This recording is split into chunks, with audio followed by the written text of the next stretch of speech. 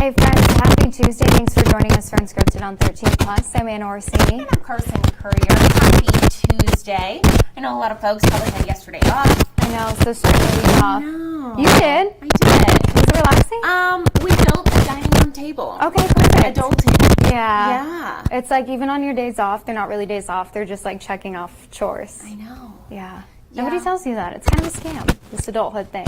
100%. Yeah. We need to just like go back in time or just do more fun things as adults. I feel like freshman year of college, that was like peak living. Like you were in a dorm, you were around people 24/7, no responsibilities. Like Exactly. nobody tells you once you get into the like working adult world, like it's the worst. But I feel like you don't know that you have it good until it's over. Until you don't have it anymore. Sad. No, Oh my I know. gosh. Well, we are following a couple developing stories, and one of those is late breaking news from overnight. So we want you to go ahead and take a look at this video because we are following a Russian missile attack in Ukraine, and we know that this morning at least 49 people are dead, more than 200 others are injured. You can see they're kind of sorting through the rubble, trying to find people who may be trapped after that attack. That's right. So we know 2 Russian ballistic missiles struck an educational facility and hospital in the central region of Ukraine. So again, as Anna mentioned, you can see some of the aftermath here following those missile strikes. We're told these strikes hit the region of Poltava. That's according to Ukrainian President Vladimir Zelensky. Now, of course, these numbers have been changing, unfortunately, throughout the morning as they kind of sort through the rubble, and those recovery efforts are underway. So we'll keep you updated with the latest numbers and what we learn out of Ukraine today, both on air and online. And switching gears this morning, back here at home, it's hot. It's even going to be hotter, but what we know is that we always say, at least it's not Phoenix, right? Correct. Because, oh my goodness, the temps in Phoenix have been record-breaking. So daily heat records, again, have been broken throughout the summer in Phoenix, and now the city has recorded its hottest summer ever. For the month of June, July, and August, the average temperature was 98.9 degrees. That is almost 2 degrees hotter than the previous record, which was set just last year. But it's not just Arizona that's experienced this kind of heat this year. The National Weather Service says that the weather pattern is to blame cranking up heat across the Southwest. Now, the hottest that Phoenix got this year was 118 degrees. Twice hit that number. We're also kind of on pace this week to beat another record just this week alone of the number of days the temperatures have been 110 or higher. So the previous record was 55 days. That was last year. So potentially breaking that record this week in Phoenix. Wow. So it could be worse. It could be worse. You could be in Phoenix. Taking a live look outside this morning from Mount Bigelow. Gorgeous start to your day, but get ready for the heat. I feel like we've been kind of spoiled. We have been very spoiled. And I think that that's obvious when you look at our temperatures compared to Phoenix's temperatures, because every single time, Mallory, I'd go back and forth between Phoenix and Tucson, and coming down here, you'd see those storms start to develop. You'd be driving in the storms, and my parents would be like, "You're getting hail?" And I'm like, yeah, what about you guys? And not a single thing out there. So, I mean, as much as we, have to deal with some of the impacts of monsoon, we're also really lucky because it keeps those temperatures down. Right, yeah. And I mean, you all mentioned, I believe, they're getting close to 55 days of 110 degrees. Yes, that's We've hot. had 6. Okay. So that kind of shows you the difference there, which to For me, sure. 6 is plenty. Yeah. I don't need more than that. Yeah. Our average is 2. Exactly.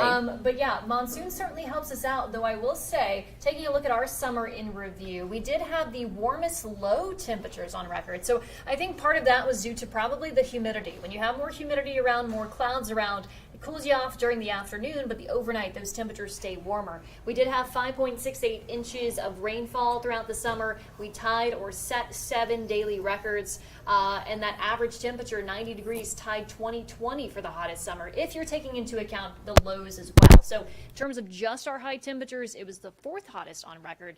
Didn't seem as bad as last year, however, because we had less 105 and 110 degree days.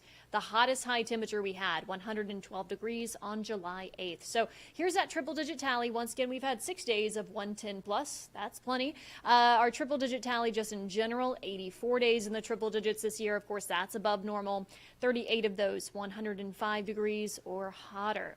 Your forecast highs, it's looking a bit like June out there this week, with highs well into the triple digits today, pretty much right around 100. But by Thursday, 107. And because of that, we have an excessive heat warning. Tucson westward, basically. You can see this includes lots of western Arizona into Nevada and also into the deserts of California. So for us, this is Thursday and Friday, and because of that, both days are now first alert action days. So you will want to find a way to stay cool, stay hydrated to round out the week, because your next 7 days looking very dry around here. We really need some tropics help during September to get us rainfall in southern Arizona. In the meantime, just lots of sunshine, clear skies out there. Temperatures are in the 70s and 80s. And that 7-day forecast getting a little crowded again with those temperatures. But yeah, no real rain chances here, unfortunately. Breezy at times this morning, could be gusty again this weekend, but staying dry for game time. Overnight lows in the 70s.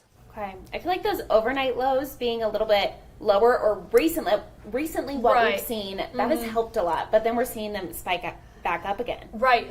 That's basically when you dry out. Of course, you can cool off a bit more in the evenings and Yeah. mornings, so you'll notice that. And then the afternoons, those temperatures spike up. So if you're looking for like fall-like weather, of course, just a reminder, we live in Arizona, but it does cool down eventually. I'd say November is when things really start to cool down. October, we typically start to see more relief there. So September can still be a very Yeah. hot month for us. Okay. Gosh, I remember the days like going to work, it'd be cold overnight, like early in the morning. And I'm Yeah. like, where are those conditions? And then I'll Yeah. be sad when we have those conditions because I hate being cold. So I feel like we don't get a lot of the in between.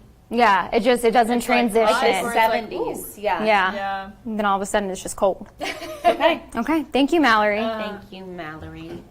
Well, happening now, the Arizona Department of Transportation has put together a draft of its strategic highway safety plan, but this morning they want to hear from you before they move forward with that. So as you can see on your screen here, the latest numbers show that back in 2022, there were over 1,300 crash deaths statewide, making it a new record. Meanwhile, there were over 350 crash-related deaths between pedestrians and bicyclists, also a new record. So our very own Jack Cooper joins us this morning with more on what they're focusing on with this plan specifically. Up here on the northwest side, we're near the interchange of I-10 and Ina. Now, it's a spot that has been pretty busy when it comes to crashes this year. There's been at least two fatal crashes, two pretty big crashes. One was a pedestrian that was hit by a car, and then another was a motorcyclist that was hit by a car, and the driver of that motorcycle did end up passing away as well. Now, these are the types of crashes that ADOT is working on cutting down on, but they really need to hear input from you as they work on their strategic plan. Now, some things they're focusing on include improving visibility on all roads, reducing high-risk movements by drivers, for example, making right turns on streets sharper, so drivers actually have to slow down significantly more, and adding more lights to make it easier to see pedestrians. And they also want to add an emphasis on safety at crash scenes. It takes all of us. You know, there's different E's of traffic of transportation safety. There's engineering, there's education, there's emergency response, there's enforcement. But the most important E is everyone. We need everyone to be part of this if we're going to bring down traffic fatalities and life-altering crashes in Arizona.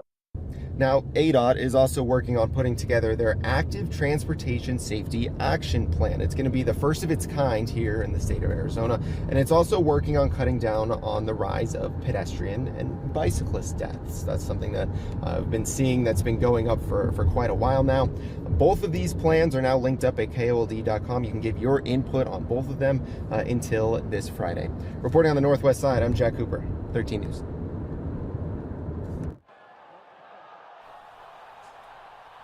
And of course, we have to talk about T-Mac here. Oh my goodness, you're taking a look at some of the video from Saturday against New Mexico, and he was on fire. Yeah, I mean, compared to the defense, I would say that there's some kinks that Oh, they need to work that out. it's just really the same as over the weekend. We're seeing Pablo Torres. So on top of being the baseball's offensive player, but he's also the associated passes and the strong player for the Curry Cardinals. Obviously, what was it? He had 304 yards, 4 touchdowns, and a 39 win. So it was his 5th consecutive 100-yard game and the 8th of his career. And what I love is that Brent Brennan was saying he didn't even realize that he was that close. For those records. Yeah. I don't know if T-Mac even realized he was that close until after it happened. But love to see it. He's such a good athlete. Of course, so is Fafita. But yeah, we need to work on our defense ahead of NAU. Honestly, we do. Not football coaches, but I was like, Ooh, I don't know if the score should be, that high. yes, what it was. Offense looks great, though. It does. And That's the also, good news. we're going to give them a break because it is their first game. Yeah. First game jitters. Kind of the defense is really new, too. Yeah. So everybody's still trying to just get their groove together. But let us know what you think. I just think such a big honor for T-Mac. Well deserved. For the University of Arizona, too, kind of putting them in the national spotlight because honestly, if you look at him, early Heisman list, obviously he's on it for a lot of people, and he should be. I mean, he's just an incredible football player. So, yeah, congratulations to him. And they're both so young. Let's see it again this weekend. I know. Am Let's I do right? it. Let's do it. Love to see that. Well, we're going to go ahead and take a look at some stories up on our website right now, a couple of different stories that are trending. This is crazy. Yeah. Have you seen this before, like recently? So I didn't see this until you put it in, and I was reading through it, and I was like, "What's I happening?" have no idea. So to give you all the gist, essentially there was a toddler on this flight. She was around 1 year old. Okay. She was crying the entire time. Okay. I guess it was a 3-hour flight. She was with her grandma. And at one point, which this is where it's very unclear, there were two strangers who took it upon themselves to discipline the 1-year-old. And they locked her in the bathroom and kind of, who knows what they did in there. And then they said that if she made any noise again, that they were going to come back. And the grandma let this happen, though. That's what I don't understand. I know. It's very strange. So I'm all for, like, there's been times where I've been in the store, let's say, and the kid's just having an absolute meltdown and mom's just done. Yeah. And, like, a stranger will be like, hey, knock it off. And, like, because it's coming from a stranger, usually the kid responds better because they're like, oh, it's not my mom being mean. Like, somebody else is recognizing the Yeah. behavior. And so I don't necessarily disagree when, like, other people step in if it's, like, to help out the parent. In this case, though, that's very traumatic It's very strange. for a child. A 1-year-old. Also dangerous. Oh, for sure. You're going to let your 1-year-old go into the bathroom with these two strangers and get disciplined? Well, so they locked the kid inside, so didn't they then leave and leave the kid in there by themselves? I don't know. That's where it's very unclear. So, in a statement made to CNN from the airline, it said the child was with her grandparents and cried nonstop during the nearly 3-hour flight. And the two women took the girl to the restroom to, quote, educate her with her grandmother's consent. I don't know about this. So my mom recently was on a flight, and there was this dad traveling alone, and he had a newborn baby and another little toddler, and he was overwhelmed. So my mom literally said she held the baby almost the entire time because the toddler was kind of having a fit. So she's like, he asked her, like, hey, could you help? She's like, oh my gosh, please give me the child. Yeah. But I don't think anyone should. I don't know. Yeah, keep in mind different cultures, so that might just be the norm. I'm not sure. But it's surprising to me that nobody else, like, stepped in to be like, hey, are there ways that we can soothe this child before I throwing them in think a we bathroom? all are just so, like, I don't want to get involved. Yeah. Which but is hard. You should. Mm-hmm. When something like that is happening Oh, to for sure. a kid, because I don't know if this was the best approach. Yeah. I think the whole thing is messed up. Yeah. But the grandmother obviously didn't.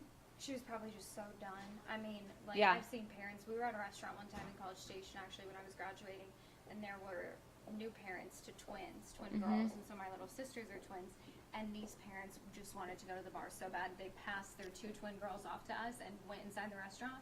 Completely trusted my parents with these children. And we took care of them. We held them. My dad showed them the rosemary garden outside the restaurant. It was wonderful.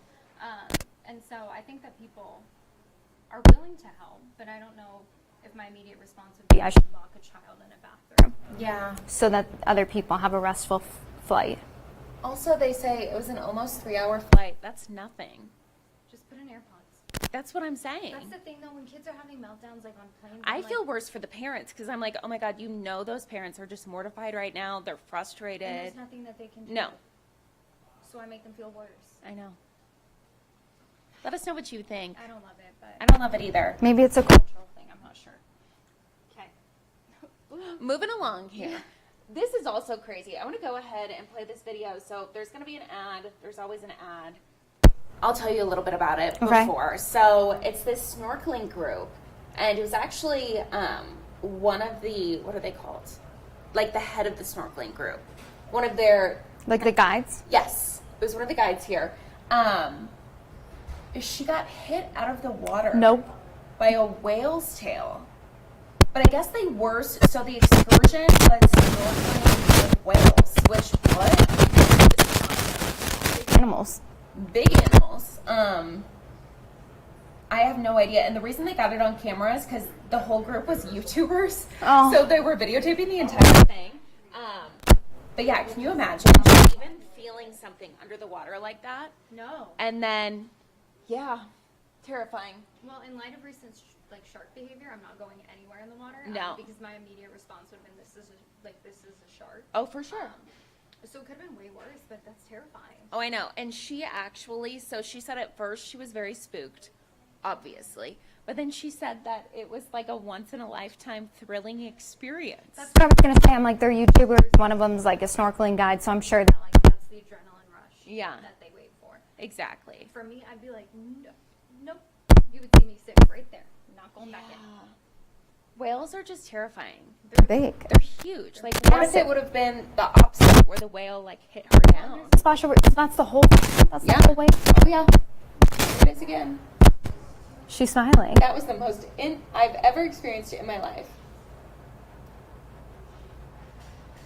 I'm not a fan. Why? Not a fan of open water, Why though. is everybody else not willing to get out of the water? I don't know. I mean, good for her. Once in a lifetime experience. She can check that off the bucket list. Exactly. And she got it on video. That is pretty cool because nobody would ever believe it. Oh, absolutely not. I wouldn't Yeah. believe it without the video. Yeah, but you will not see me in the water anytime soon. No. No. The animals have been misbehaving. Well, taking a live look outside from Mount Bigelow, clear conditions out there, warming up heading into this week. Remember, we have first alert action days both Thursday and Friday for excessive heat, so just keep that in mind as you plan your week ahead and kind of get back into that rhythm of thinking about the heat when you're heading outside or making any plans. Exactly. So really quick before we go, we do want to remind you if there's anything today that you want to rewatch, or if you just want to go and binge watch some of our newscasts, or of course, kind of our episodes here on 13 Plus, you can watch Unscripted every day, as well as binge those on our streaming app. So you just go to the App Store, you download our 13 News app. It's awesome. We send out push alerts as well for any major breaking news stories or developing stories. You can also find us on Android TV, YouTube TV, Apple TV, Amazon Fire, and Roku. And to watch unscripted or live late breaking events, make sure that you are selecting channel 2. You can always, of course, watch our live stream as well by going to that link that you see there on your screen. So lots of different options for all the different times of the day, wherever you are. Exactly. Thanks for joining us today for Unscripted on 13 Plus. We'll see you guys back here tomorrow. Have a good one. Have a great day.